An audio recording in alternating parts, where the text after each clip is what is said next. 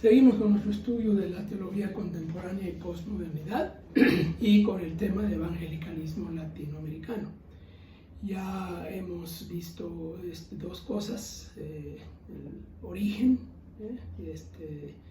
y desarrollo del evangelicalismo, su trasfondo, y luego la influencia, una parte de la influencia fundamentalista.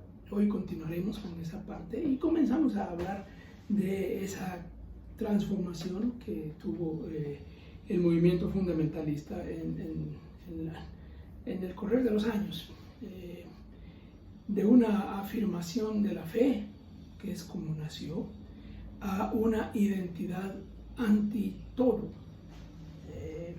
casi que una identidad sectaria, diría yo. Bueno, ¿anti qué? Anti qué, bueno, son varias cosas. Y varias de ellas son situaciones que se estaban dando en la época. Estamos hablando del principio del siglo XX, realmente la década del 20 del siglo XX, hace 100 años, aproximadamente.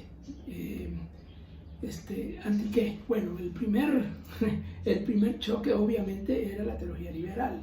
Entonces era anti-teología liberal.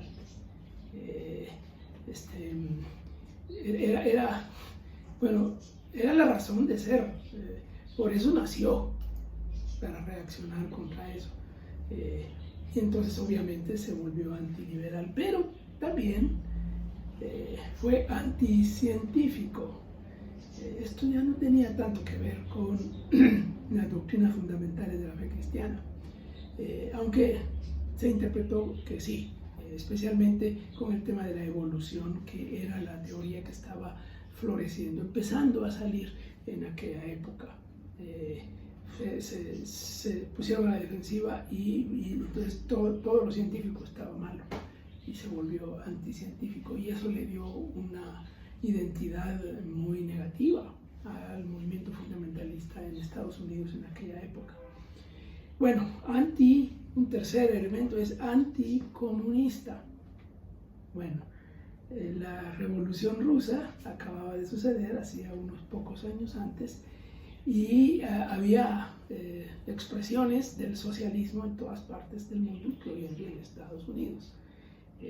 Y claro, no solo el fundamentalismo era anticomunista, todo el país, toda la sociedad, en todos lados, pero en particular el fundamentalismo se hizo anticomunista.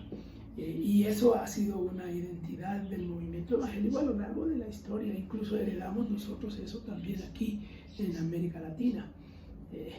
Bueno, también tenemos lo anticatólico. Esto se fue desarrollando también. No olvidemos que en la cultura norteamericana el catolicismo es una minoría, pero como representa una fuerza extraña y extranjera, el Papa, el Vaticano y todo lo demás, siempre se veían teorías de conspiración y todo eso. Entonces era anticatólico. Y claro, también era antiecuménico, en parte por lo mismo, pero el movimiento ecuménico está recién comenzando. Y de hecho no se establece el Concilio Mundial de Iglesias sino hasta 1948, pero ya ahí el fundamentalismo ya está bien radicalizado, entonces se opone completamente. Y por último, es antipentecostal. Es curioso porque cuando uno ve hoy el pentecostalismo, la mayoría del pentecostalismo histórico heredó los fundamentos del fundamentalismo y también las actitudes, pero el fundamentalismo original era más de origen, se había desprendido de las iglesias históricas, y entonces el pentecostalismo no cabía ahí. Bueno, ¿qué más podemos decir? Hay más influencia y claro, al final tenemos que definir una identidad. El fundamentalismo pasó de una convicción cristiana a una actitud sectaria. Esa actitud que dice que Todos los demás están equivocados menos nosotros. Somos los únicos que tenemos la verdad, somos los únicos que tenemos la razón, somos los únicos bíblicos. Mire, esa mentalidad la tenemos presente nosotros en nuestro mundo evangélico. De hecho, así pensamos. Es una herencia. Nos identifica a los evangélicos en América Latina. Bueno, así que de un sentido positivo, fundamentalismo tenía un sentido positivo cuando nació. Era el rescate de los fundamentos de la fe cristiana. De ese sentido positivo se pasó a una mala palabra.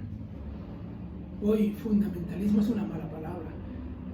Fundamentalismo es una palabra que identifica a personas, a grupos recalcitrantes, ultra conservadores, aislados, que no quieren ver nada, que se ponen a defender cosas que la versión 1960 de Reina Valera, y se ponen a atacar todas las otras versiones, y hay una beta fundamentalista en todo, en nuestra identidad. Ahí estamos. Esa es parte de la herencia del movimiento. Bueno, ¿cuáles son las expresiones del evangelicalismo latinoamericano? ¿Dónde se ve ahora? ¿En qué iglesias, en qué grupos, en qué organizaciones, en qué teología?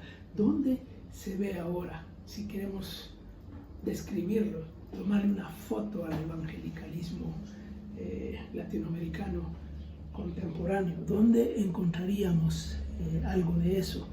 Bueno,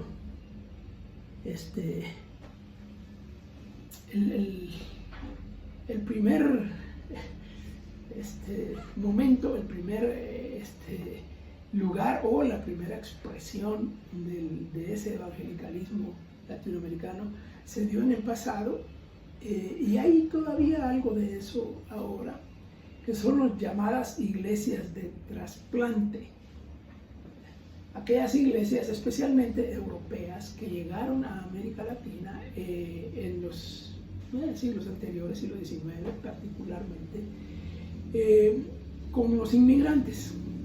Ahí tenemos alemanes, ingleses,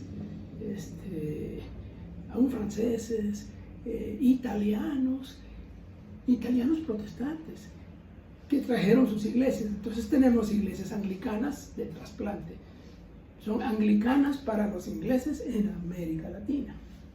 Tenemos iglesias luteranas, luteranas para los luteranos alemanes, o suecos o noruegos en América Latina. Y en América del Sur, Argentina y Chile en particular, tenemos una iglesia valdense, la famosa iglesia protestante italiana, que se vino con los inmigrantes. La mayoría son católicos, por supuesto, pero hubo un grupo que estableció una iglesia valdense, especialmente en Argentina. Y ahí está, todavía está. Esa es una expresión. Algunos de ellos se identifican más, otros menos, pero son una expresión, la primera expresión. Y vamos a dejar ahí para seguir describiendo estas expresiones en videos posteriores.